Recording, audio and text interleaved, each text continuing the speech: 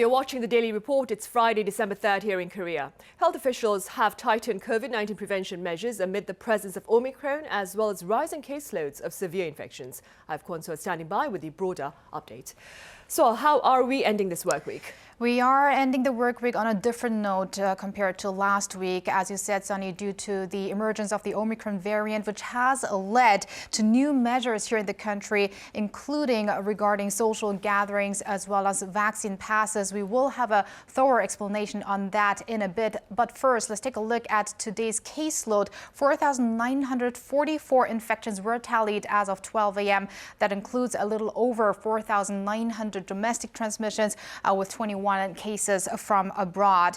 So with that, infections have dropped to below 5,000 after we had over 5,000 in the past 2 days. However, if we compare the figure to last Friday, it's an on-week surge by around 1,000 infections. Now, there's been a decline in the capital region in general in these three parts here, but an increase in the center of the country in Chungcheongbuk-do as well as Chungcheongnam-do provinces, and some increases and also some decreases in the southern part of the country. And with that, Korea has now a total of more than 462,500 COVID-19 infections, and 34 more people have lost their lives, raising the death toll to 3,739. And now let's move on to our number of patients that are in severe or critical condition. That has been going up in the past days, another record high here at 736. Vaccination figures now, we've got 83% of the nation's population that has received at least one dose, and 80.2% are fully vaccinated, and almost 180,000 people have gotten their additional doses a day ago. Moving abroad, the world has posted another uptick in infections as well, with over 706,000 new cases and more than 7,600 fatalities. Now, with over 70,000 new infections, Germany has become the next country to hit the 6 million mark in total infections. And then South Africa is seeing increases day by day. More than 11,000 cases were posted in the span of 24 hours. And those are the general updates I have for now, but I'll see you back in a bit. Sunny? All right, so thank you for now. Right, as largely expected, health officials have shared a new set of prevention guidelines amid the heightened risks of infection. For more, I have Choi Min-jung here in the studio with me. Min-jung, welcome back. Thank you for having me, Sunny. Right then, let's begin with the latest measures to better address the challenges we face here. Right, earlier in the day, Prime Minister Kim Boo-kyum introduced stricter antivirus measures to tackle the latest surge. Before we discuss the latest changes, let's take a listen to what he said.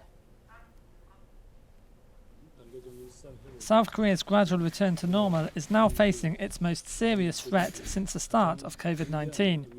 The number of daily cases exceeded 5,000 this week, and 80% of our ICU beds nationwide are now occupied. The new Omicron variant also poses a growing risk. The government will focus on strengthening antivirus measures for the next 4 weeks, shoring up blind spots in our gradual return to normal. In particular, we will focus on minimizing gatherings, close contact, and travel that may occur during the year-end period. First of all, the government has lowered the cap on the number of people allowed to gather socially. In the capital region, gatherings will be limited to 6 people, down from the current 10. In other regions outside the capital area, up to 8 people will be allowed to meet. As of now, as many as 12 can gather.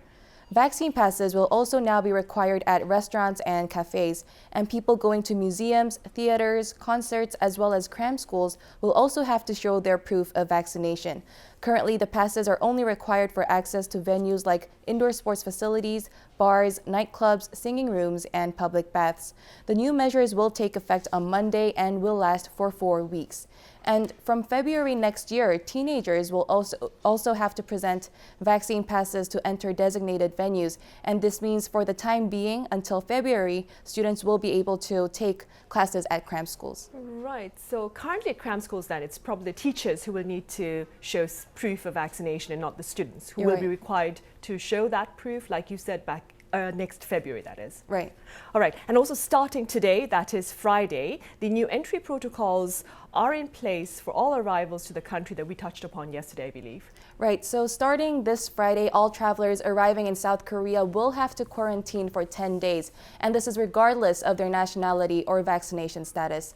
People will be required to take these PCR tests, a 3 PCR test as well, and this measure is aimed at blocking the additional inflow of the Omicron variant and will be in place for the next 2 weeks. However, those on essential travel, like corporate executives, athletes participating in the Winter Olympics, as well as high-ranking public officials, will be exempt from quarantine. Now, meanwhile, Korea's confirmation of the Omicron cases has also prompted Hong Kong to add Korea on a red list regarding traveling. And that includes not only Korea, but also Finland, Saudi Arabia, Norway, and Ghana. So beginning on Sunday, the 5th, there will be restrictions regarding Koreans entering Hong Kong, but that's according to non-Hong Kong residents. Right, I see. And meanwhile, Minjung, what is the latest with regard to the local presence of Omicron?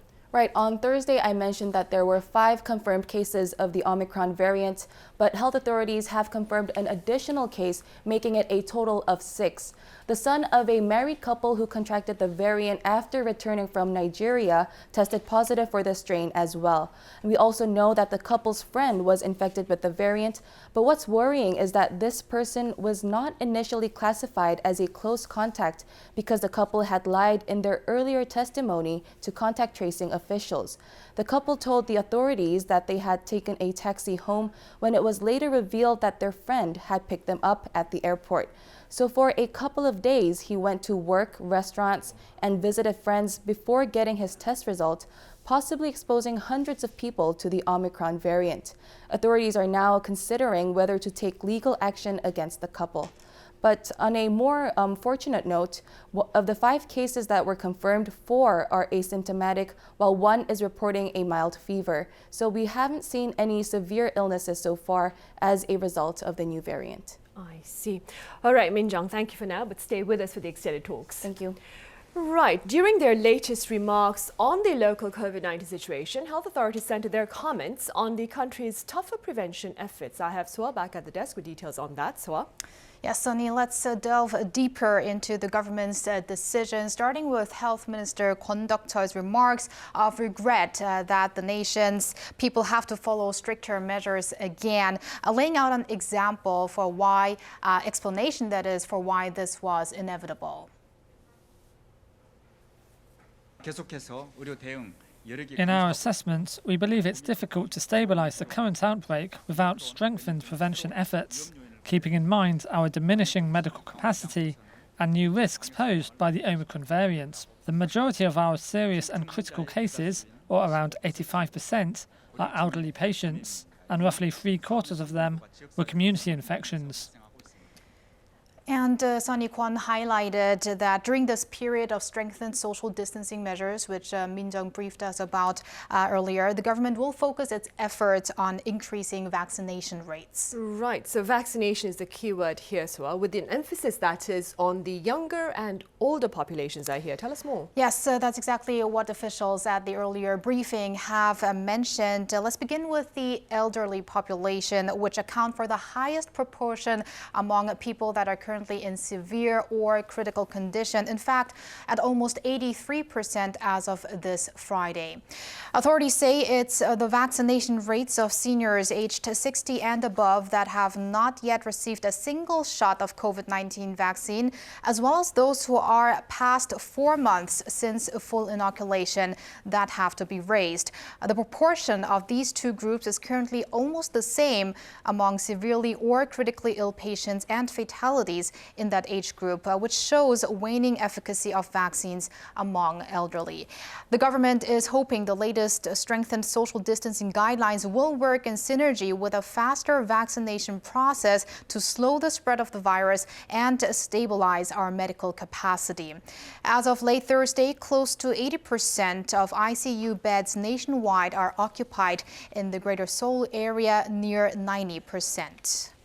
Right, now, so as Minjong that is mentioned earlier, the government is looking to expand vaccine passes to include teenagers as of next February. Tell us more about this decision. Right, so later than for adults, and this is because the vaccination campaign for those aged 12 and 17 has, of course, kicked off later than that for adults. So vaccination rates are inevitably lower, but it's also less active participation when it comes to the younger population. So the government aims to give teenagers enough time to make their decision, get their shots, and also form immunity before they need to show their proof of vaccination when entering facilities like study rooms or cafes.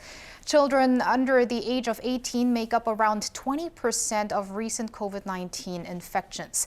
Officials warn of increased risks, including the emergence of the Omicron variant here in Korea, which not only poses a higher risk of infections among all age groups, but also collateral damage to the academic arena. Officials hope higher teenage vaccination rates will ensure a safe and normal operation of schools. Right, and against the latest backdrop, Swa, what's happening to Korea's planned shift, that is, into a new normal? Right, Sunny.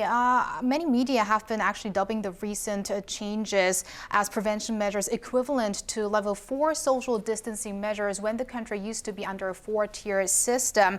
So is it a stop or not to the living with COVID-19 frame? Now, an official earlier at the briefing called it rather a postponement. And what officials are also trying to clarify is the difference of these latest measures to those we had before we shifted into phase 1 of our living with COVID-19 strategy. So here's the health minister again with that.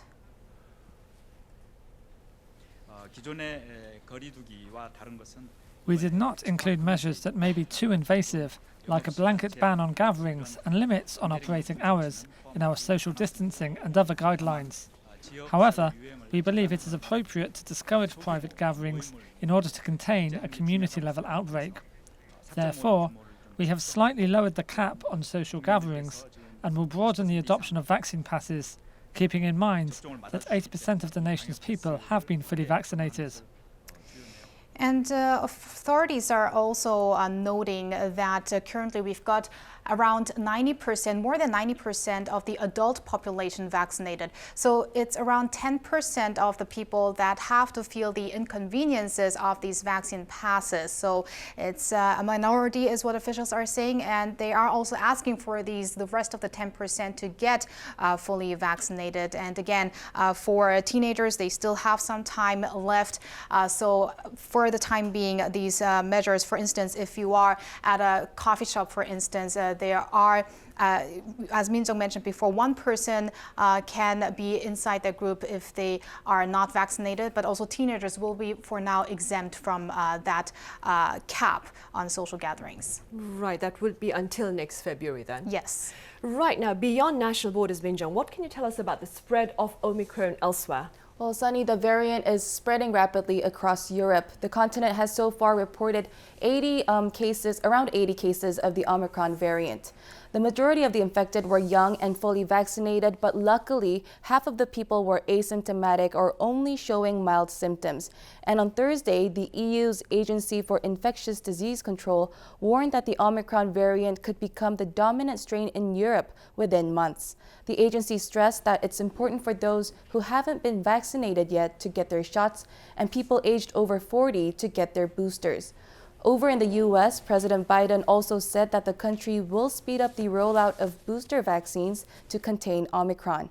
Instead of closing down the country's borders, Biden said a mask mandate will be in effect on airplanes, trains, and buses until mid-March. And international travelers would have to get tested a day before departing. And so far, the U.S. has identified 8 cases of the new strain. Right, I see. Meanwhile, so let's wrap up then with some alarming reports I hear out of South Africa regarding Omicron. Right, Sunny. The Omicron variant might be 3 times more likely to cause reinfections compared to other strains like the Delta and the Beta strains. That is according to a preliminary study by scientists in South Africa. So the new data collected by the South Africa's National Institute for Communicable Diseases Diseases and the Center for Epidemiological Modeling and Analysis also showed that Omicron can evade immunity from infection with earlier variants, and this means previous COVID-19 infection does not necessarily provide natural immunity against Omicron. But I have to mention that this paper has yet need to be peer reviewed. I see. All right, so thank you very much for that. I'll see you next week. Minjung, thank you for your input. Thank you.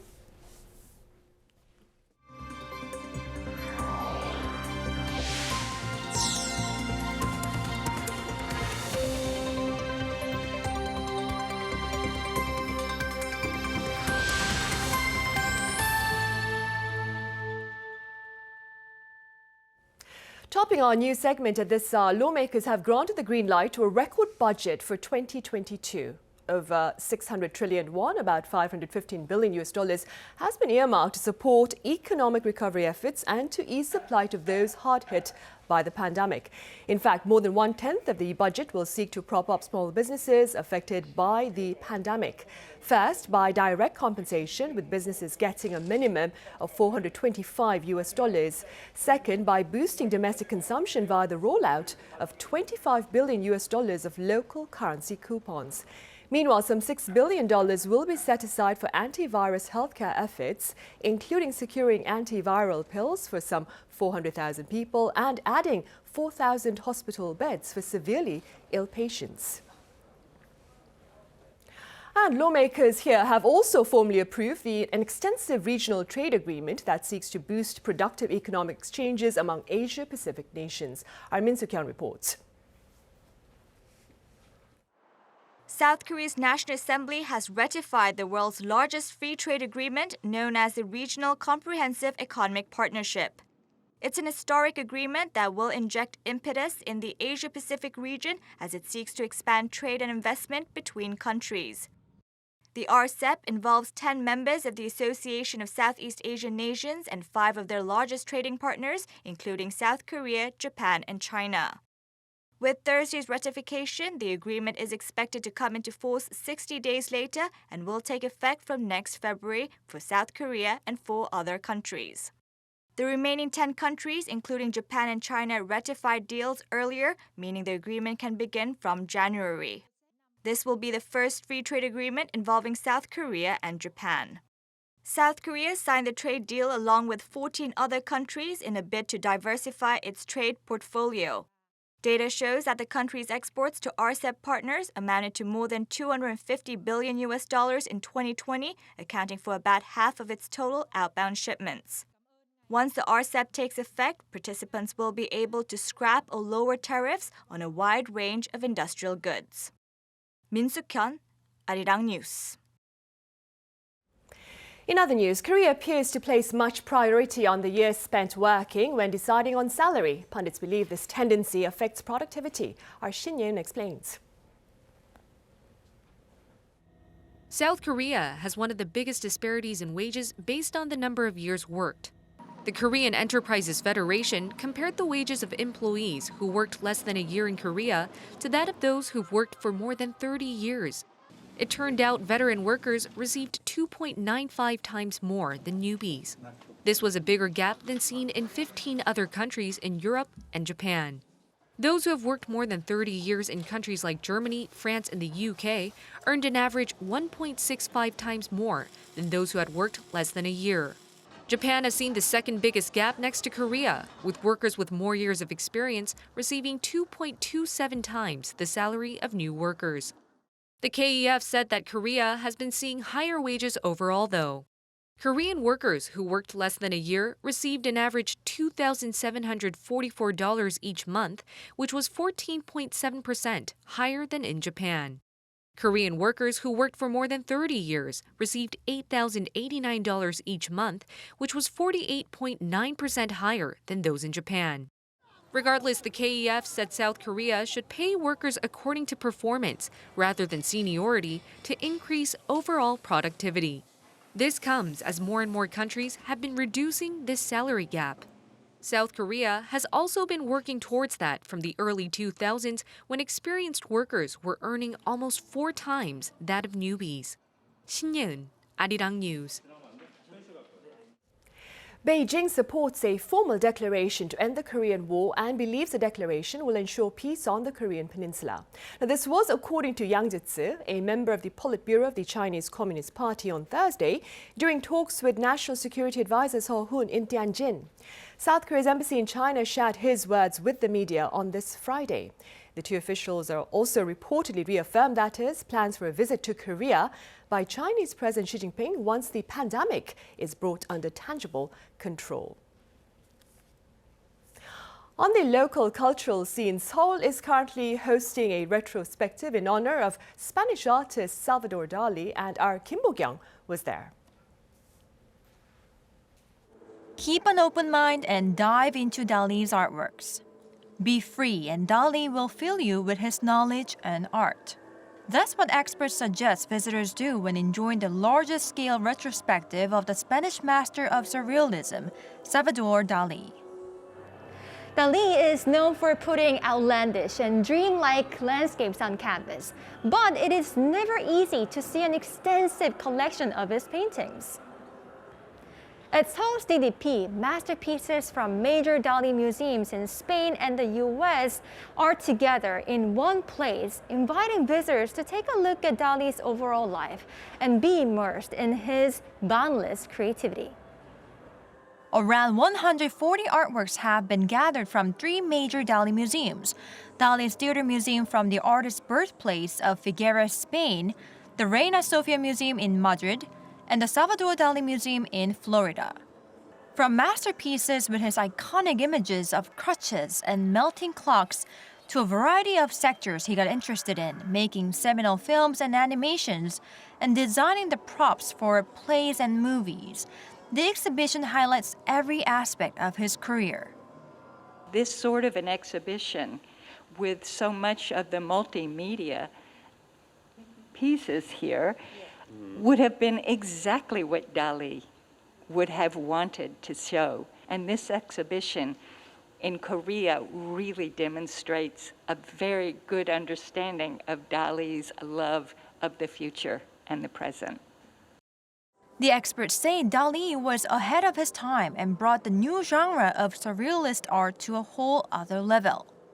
André Breton once said about Dali that one of the things that he has given to surrealism was that he has opened windows of the way of thinking of surrealism. Dali was the person that first understood the 20th century. And a lot of the things he does were not understood on his time. We've understood them later. So going through this exhibition with that mentality, trying to discover that Dali was basically the quintessential innovator and rule breaker is actually very interesting. Travel to Dali's homeland of Spain might be difficult right now, but the exhibition, which runs until March, means we can enjoy his masterpieces here instead. Kim Bo-kyung, Arirang News. Up next, we share with you the story of Vietnam's football coach. Park Hang-seo, who played a part in Korea's feats during the 2002 World Cup, is seeking to better maneuver Vietnam's advances in the field. Here's Han Sung-woo. Some say he's magic. Others call him Vietnam's Gus Hiddink, whom he assisted for 2 years as they led South Korea to the World Cup semifinals in 2002. But both are nicknames that the current head coach of Vietnam's national football team, Park Hang-seo, shies away from. Coach Hiddink should never be compared with someone like me. His experience and ability are 1,000 times greater than mine. Park Hang-seo is hailed a hero in Vietnam, where he has taken the national team to the final group stage of the World Cup qualifiers for the first time in the country's history. They have found that stage a step too far, losing all of their first 6 games, but that hasn't discouraged Park. The Vietnamese people, the players, and I are all craving a single point. It's not over. We still have 4 games left, and our goal is to win at least one of them. And despite the losses, the head coach still enjoys unwavering support in Vietnam. It's already really historic that we made it to the final qualifiers, and we appreciate his effort, his contribution to our national team more than the fact that we have lost the games. I think his responsibilities, his down-to-earth personalities, and his the way he take care of our players is the reason why we can united as one. Before the remaining qualifiers, though, Park aims to defend Vietnam's title as the greatest footballing nation in Southeast Asia at the ASEAN Football Federation Suzuki Cup, starting in a few days. It's a tournament he won in 2018. We're the defending champions, but we need to go back to the mindset we had in 2018 when Vietnam won the cup for the first time in 10 years. Park believes the Suzuki Cup is the reason his contract was recently extended to January 2023. You know, when I first joined Vietnam, I thought even a one-year tenure would be tough considering how short of a stay former head coaches from abroad had. But I've been head coach for 4 years now already. Whatever happens next, Vietnam has forever become a part of Park Hang-seo's story. In the coach's own words, the country is his good luck charm that's revitalized his career. 어떻게 보면 베트남은 한국, 제 조국 다음으로 저한테는 잊을 수 없는 곳이지 않을까. 한성우, 아리랑 뉴스.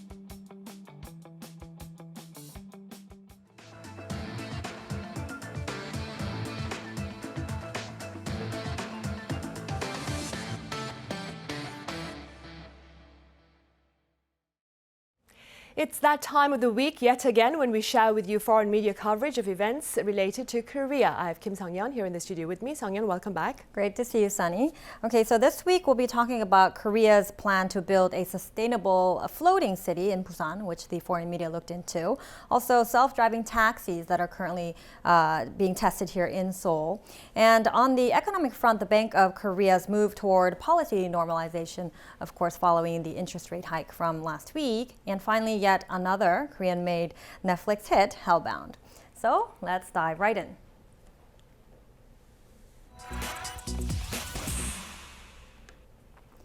Korea is planning to build the world's first floating city that is hurricane-proof, flood-proof, and self-sustaining. The United Nations-backed project will be constructed off the coast of Busan. The floating city was designed as a response to rising sea levels and is expected to be completed by 2025. According to Business Insider, the project designers said they're envisioning a flood-proof city that can produce its own food and water. The ultimate goal is to create a community able to withstand a Category 5 hurricane for 10,000 residents. The plan was first discussed at a UN table by a group of engineers and architects, and the city of Busan agreed to host the floating city in collaboration with project designer Oceanics and the UN Human Settlement Program. While the design has yet to be finalized, Oceanics said it would collaborate with Korean architects to suit the needs of the local environment.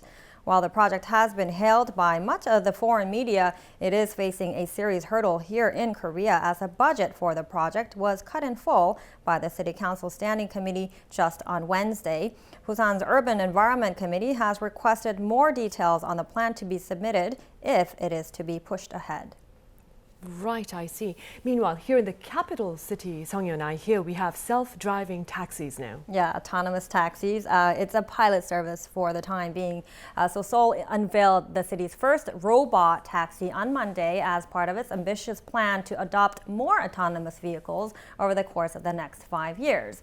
So according to UPI, Korea has its eyes on becoming a world leader in the future mobility industry, not just in the field of electric cars and autonomous driving, but also hydrogen-powered vehicles and flying cars. And on Monday, Seoul Mayor Oh Se-hoon, he became the first passenger of the new robot taxis after attending a ceremony to launch the pilot service with a fleet of 3 self-driving sedans.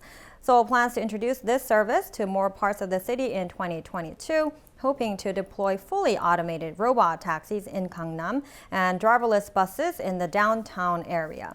By 2026, Seoul expects to have more than 300 self-driving vehicles on the roads at a cost of $125 million.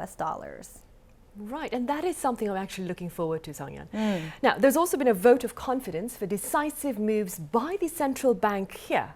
Yes, so I actually came across an interesting article on the Forbes. It was written by a senior economics contributor to Forbes, and he actually says that Fed officials would be wise to learn a few lessons from their peers abroad, namely Korea in this case.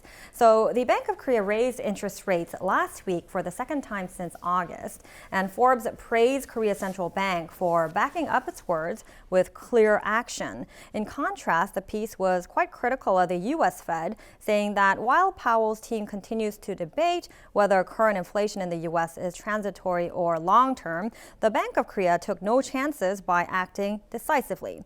So Forbes described the latest decision by Governor Lee Ju-yeol as a last call to Korean lawmakers on the issue of runaway household debt and other imbalances as well. The article says the BOK rate hike could be the right warning signal that the local economy needs and also a lesson for the U.S. Fed.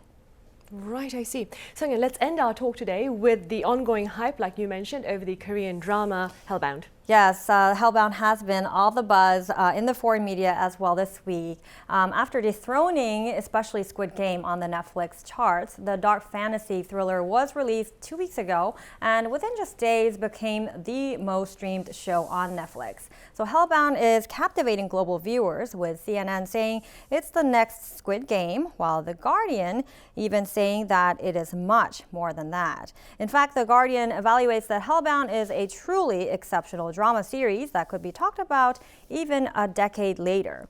The Guardian's review also says even though the content is less pleasing perhaps to the eyes as compared to Squid Game, since it holds a much darker theme, the storyline is very well written, hence Hellbound is well worth watching. All right, Sang-yeon, as always, thank you very much for that coverage. The pleasure is mine.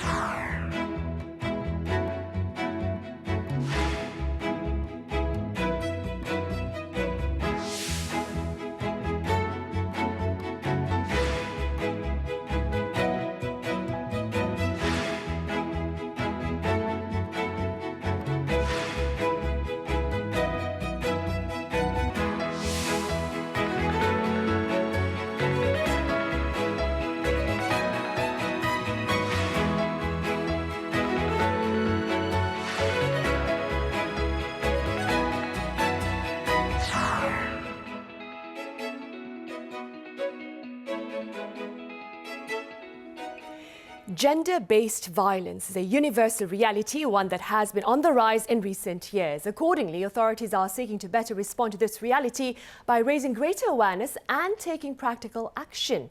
For more, I have Park Hang-seo from the Konggam Human Rights Law Foundation. It's a pleasure to have you with us, Ms. Park. Thank you. Pleasure to be here. I also have Professor Susan Hess at the University of Southern California live on the line. Welcome to the program, Professor Hess. Thank you so much.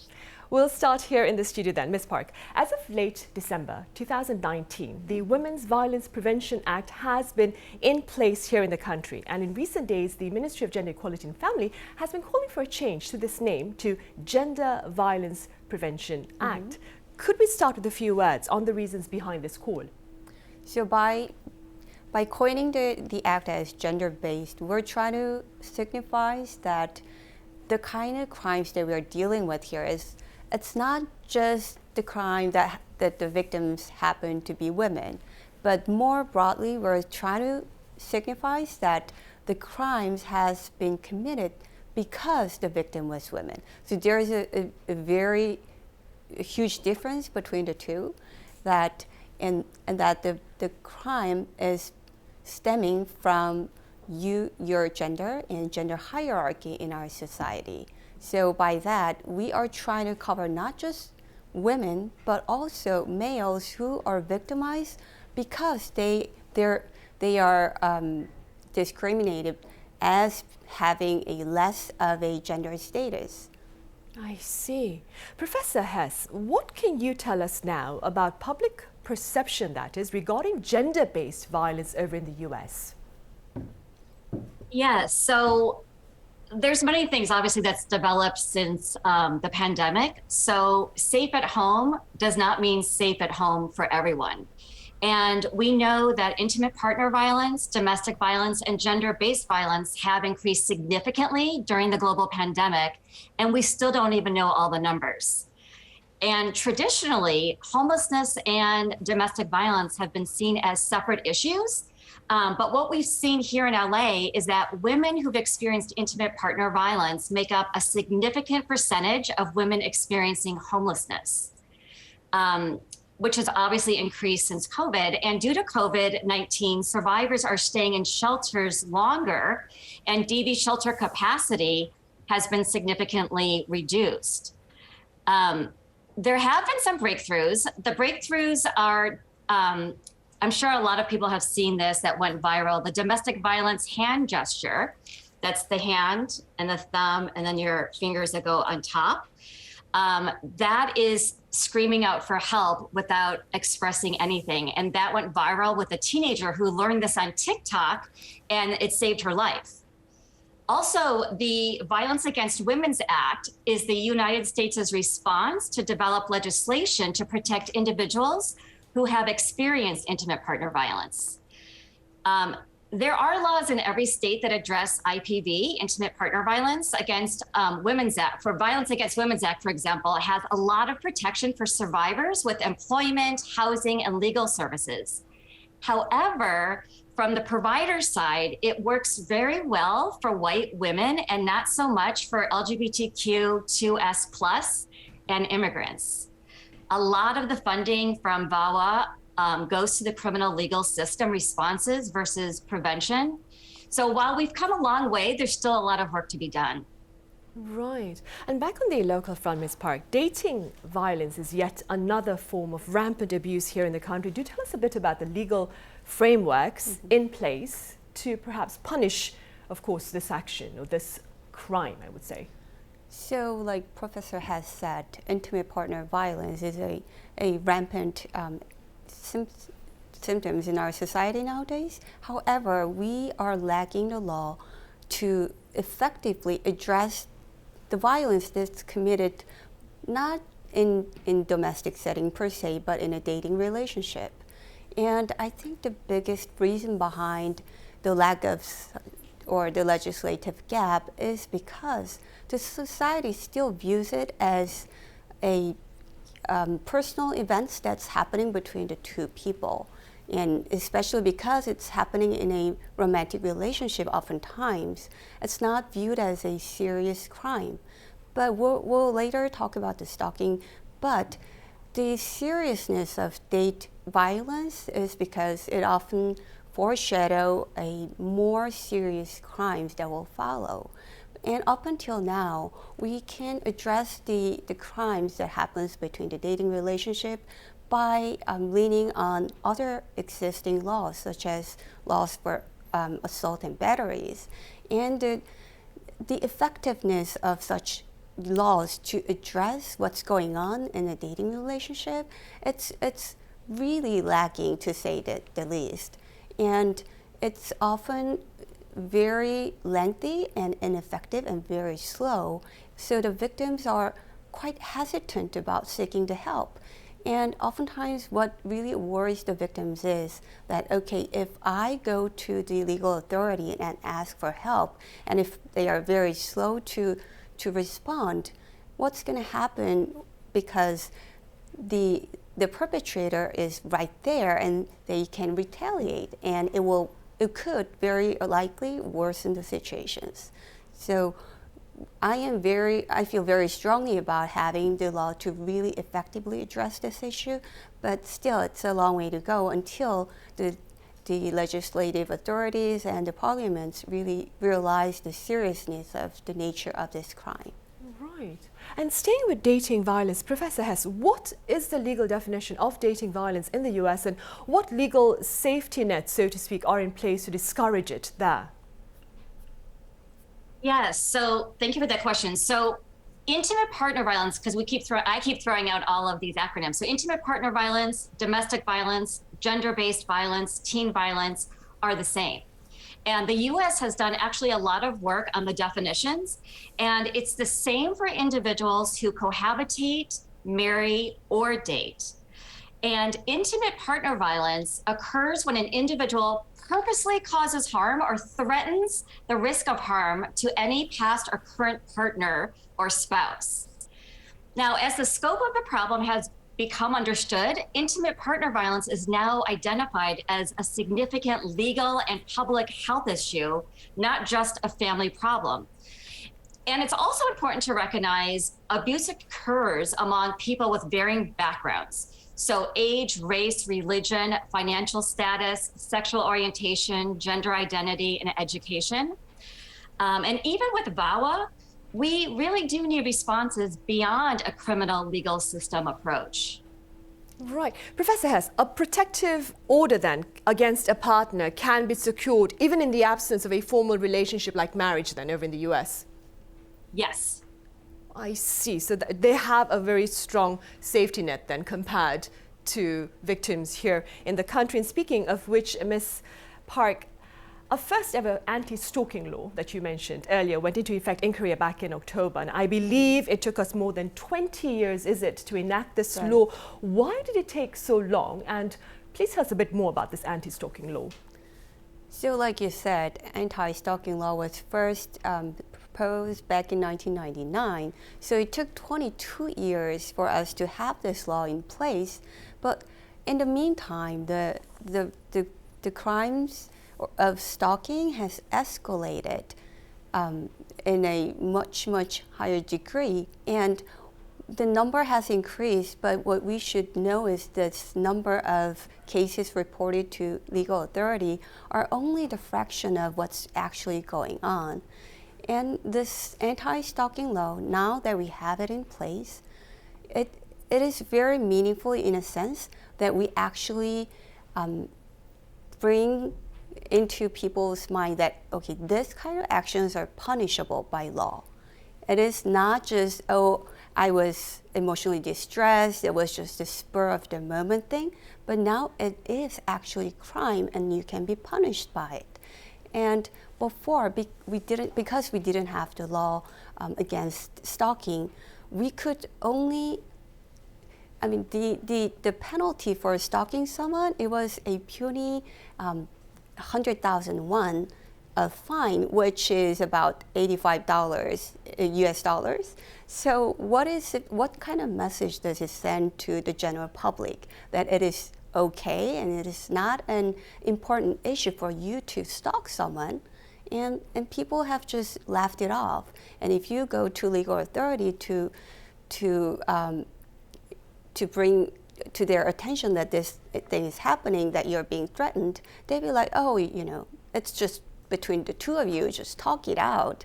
And now that we have the law in place, we can, it is punishable by up to 3 years in prison and 30 million won in fine.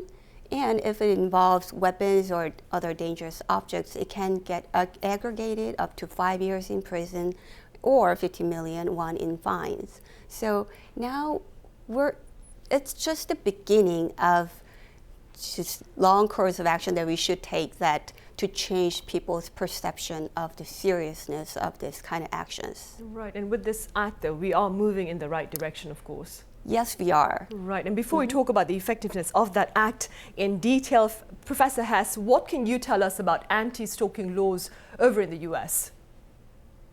Yes, so in the US, so the term stalking means engaging in a course of conduct directed at a specific person that would cause a reasonable person to fear for his, her, or their safety or the safety of others, or to even suffer emotional distress. Now, what's interesting is that stalking, we have stalking orders, and they're similar to restraining orders, except the difference is that the petitioner can seek a stalking order against a stranger.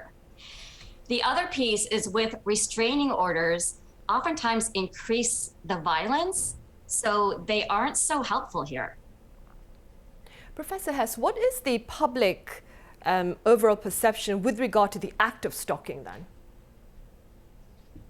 Could you repeat that question? I was wondering, how is the act of stalking perceived by the public in the US? Because here in Korea, as Ms. Park has pointed out, in many times people think it's a personal issue between the two people involved and not for legal or for authorities to engage in.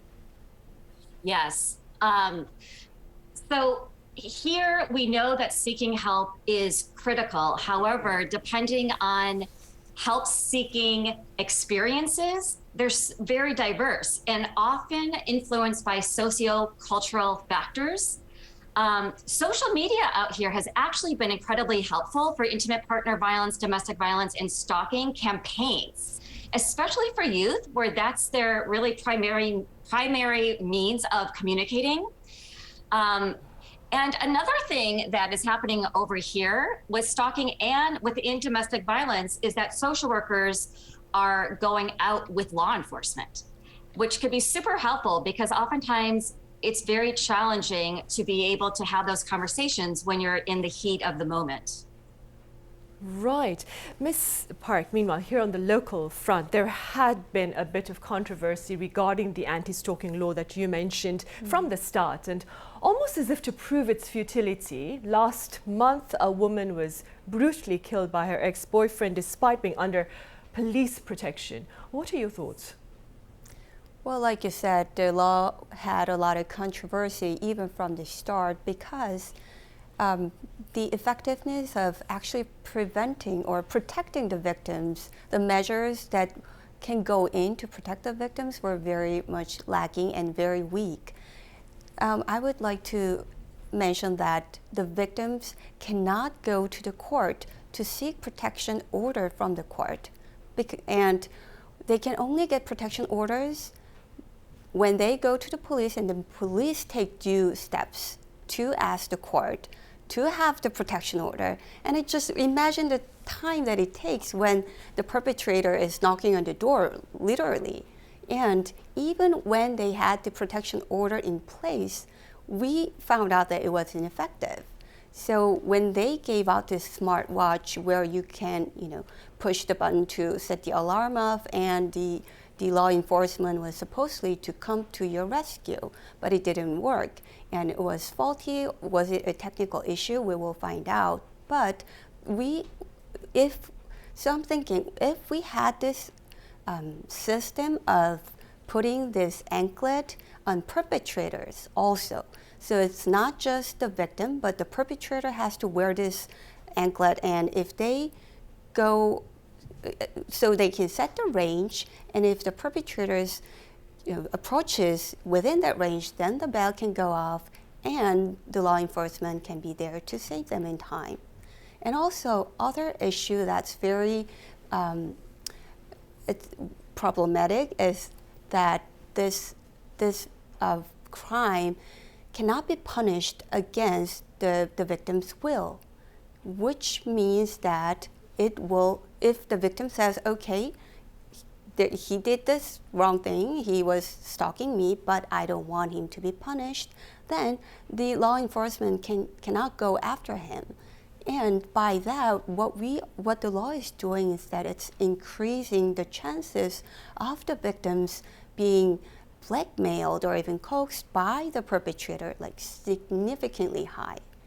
I see. And so those two things, I think, is the most eminent two factors that we need to address to make this law more effective.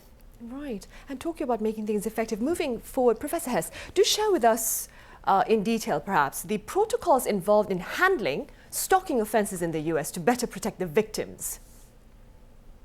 Yes, I mean, I'm not a stalking expert by any means, but I think a lot of work needs to be done outside of the criminal legal system. We know that the criminal legal system is it's doing what it's meant to be doing.